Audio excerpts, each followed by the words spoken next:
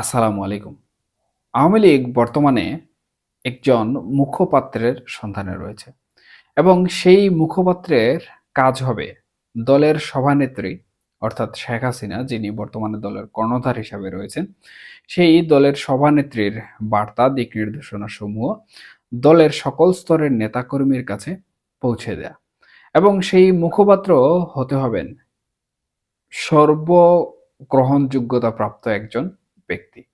অর্থাৎ তৃণমূল পর্যায় থেকে শুরু করে শীর্ষস্থানীয় পর্যায় পর্যন্ত আওয়ামী লীগের সকল স্তরের নেতাকর্মীরা সেই ব্যক্তিকে মান্য করেন, সম্মান করেন এবং তার বিরুদ্ধে কোনো ধরনের দুর্নীতি কিংবা খারাপ কাজের অভিযোগ নেই। হ্যাঁ, সম্প্রতি এরকম একটি বার্তা ভারতীয় গণমাধ্যমে প্রচার হয়েছে এবং এই বিশেষ বার্তাটি আওয়ামী লীগের একজন শীর্ষস্থানীয় নেতার কাছ থেকে পাওয়া, যিনি উনার নাম প্রকাশে কিন্তু অনিচ্ছা প্রকাশ করেছেন।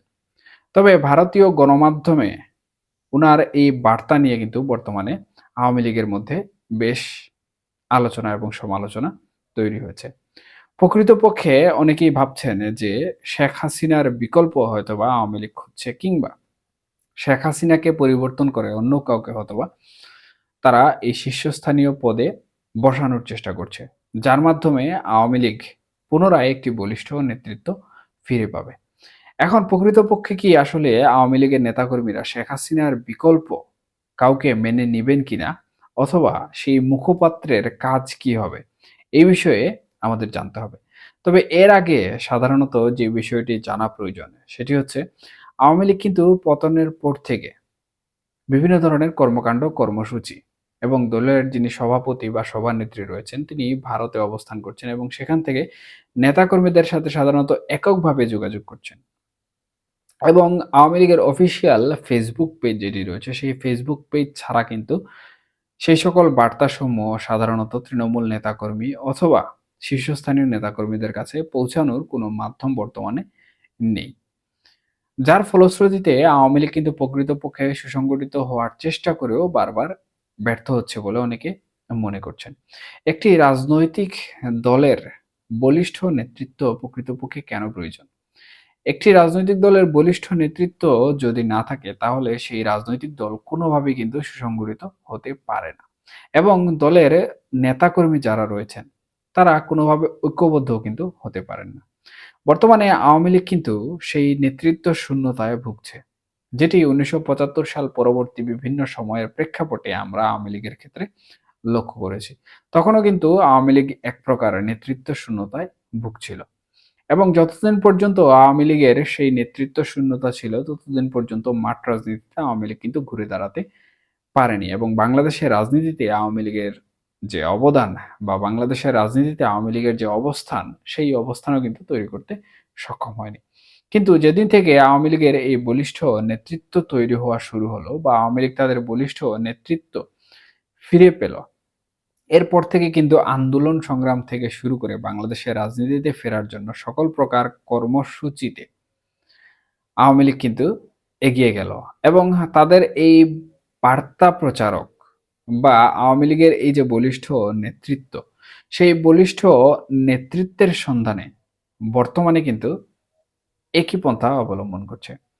অর্থাৎ কেউ মনে করছেন যে আওয়ামী লীগ প্রকৃতপক্ষে তাদের বর্তমান যে সভানেত্রী রয়েছেন বা বর্তমান যে সভাপতি রয়েছেন, যিনি সরকার প্রধান ছিলেন শেখ হাসিনা, উনার বিকল্প তৈরি করতে। কিন্তু আওয়ামী লীগের প্রত্যেক শ্রেণীর নেতাকর্মীরা প্রকৃতপক্ষে শেখ হাসিনার বিকল্প তারা চাচ্ছেন না।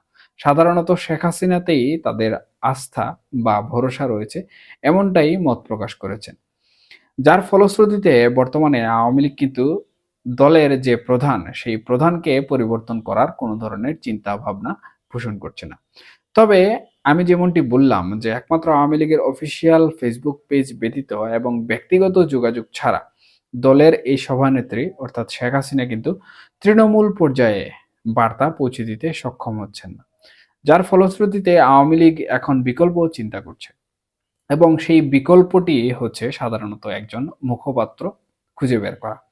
যেই মুখপাত্র সাধারণত আওয়ামী লীগকে সেই সকল বার্তা পৌঁছে দিবেন, তৃণমূল পর্যায়ে যেই সকল বার্তা দলের সভানেত্রী সাধারণত দিক নির্দেশনা হিসাবে প্রদান করবেন।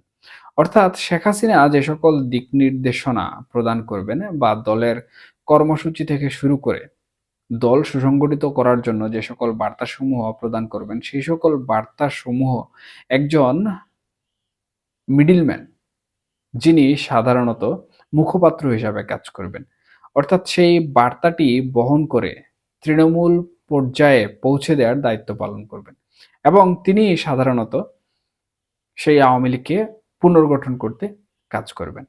এক্ষেত্রে আওয়ামী লীগ সাধারণত চিন্তা করছে এমন একজন ব্যক্তি, যিনি সাধারণত হবেন একদম ক্লিন ইমেজধারী এবং যার গ্রহণযোগ্যতা হবে তৃণমূল পর্যায় থেকে শীর্ষস্থানীয় পর্যায় পর্যন্ত। এবং এই ধারাবাহিকতায় বা এই চিন্তায় আওয়ামী লীগ বর্তমানে তাদের বলিষ্ঠ নেতৃত্ব নিয়ে অনেকটাই সংকটে রয়েছে। প্রকৃতপক্ষে এই ধরনের নেতা খুঁজে বের করাও কিন্তু অনেকটা সময় সাপেক্ষ, যার গ্রহণযোগ্যতা রয়েছে সর্বব্যাপী এবং যার ইমেজ, রাজনৈতিক ইমেজ যেটা বলা হয়, সেটি অত্যন্ত পরিষ্কার। এবং আওয়ামী লীগ চেষ্টা করছে এই ধরনের একজন ব্যক্তিকে খুঁজে বের করার। আশা করা যাচ্ছে যে আওয়ামী লীগ দ্রুত তাদের এই যে পরিকল্পনা রয়েছে, এই পরিকল্পনা বাস্তবায়ন করতে সফল হবে এবং একজন মুখপাত্র তারা নিশ্চিত করবে। যেই মুখপাত্রের মাধ্যমে আওয়ামী লীগের সকল দিক নির্দেশনা তৃণমূল পর্যায় পর্যন্ত পৌঁছে যাবে এবং সেই মুখপাত্র আওয়ামী লীগকে সুসংগঠিত করবেন।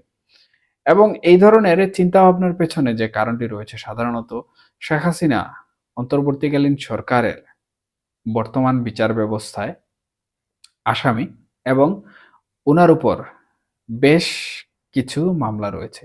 এছাড়াও আওয়ামী লীগের শীর্ষস্থানীয় অনেক নেতৃবৃন্দ রয়েছেন, যারা প্রকৃতপক্ষে মামলায় জর্জরিত হওয়ার কারণে দেশে এবং দেশের বাইরে আত্মগোপনে রয়েছেন। সুতরাং তাদের পক্ষে কিন্তু মুখপাত্র হওয়া সম্ভব নয়, কিংবা দলকে বাইরে এসে সুসংগঠিত করাও কিন্তু সম্ভব হচ্ছে না। যার ফলশ্রুতিতে আওয়ামী লীগ তৃণমূল থেকে শুরু করে শীর্ষস্থানীয় পর্যায় পর্যন্ত অনেকটাই সুসংগঠিত হতে পারছে না, কিংবা নেতাকর্মীরা ঐক্যবদ্ধ হতে পারছেন না। যার ফলশ্রুতিতে কোনো ধরনের কর্মসূচিও কিন্তু সঠিকভাবে পালিত হচ্ছে না, সেটা হোক আন্দোলন, শান্তিপূর্ণ, অশান্তিপূর্ণ, কিংবা নানা ধরনের কর্মসূচি। এছাড়াও সামনে জাতীয় নির্বাচন কিংবা স্থানীয় নির্বাচন অন্তর্বর্তীকালীন সরকারের যেটি প্রথমে দিবেন, সেই নির্বাচনে অংশগ্রহণ করার ইচ্ছাও কিন্তু আওয়ামী লীগের রয়েছে। কারণ এখন পর্যন্ত আওয়ামী লীগকে নির্বাচন থেকে সরানোর জন্য কোনো ধরনের প্রক্রিয়া অন্তর্বর্তীকালীন সরকার গ্রহণ করেনি।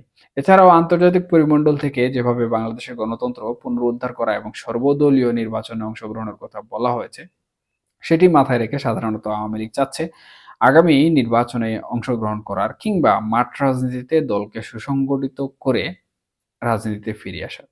সেই হিসাবে আওয়ামী লীগ তাদের সব দিক বিবেচনা করে বর্তমানে একজন মুখপাত্রের সন্ধানে রয়েছেন এবং যখনই আওয়ামী লীগ এই মুখপাত্র ঠিক করে নিবে, তখনই কিন্তু আওয়ামী লীগ পুনরায় পুনর্গঠিত হয়ে বাংলাদেশের যে রাজনীতি রয়েছে, সেই রাজনৈতিক অঙ্গনে কর্মসূচির মাধ্যমে হোক, আন্দোলনের মাধ্যমে হোক, কিংবা নির্বাচনে অংশগ্রহণ করার যে সকল কর্মকাণ্ড রয়েছে, সেই সকল কর্মকাণ্ডের মাধ্যমে হোক একটি বলিষ্ঠ নেতৃত্ব পেয়ে যাবে।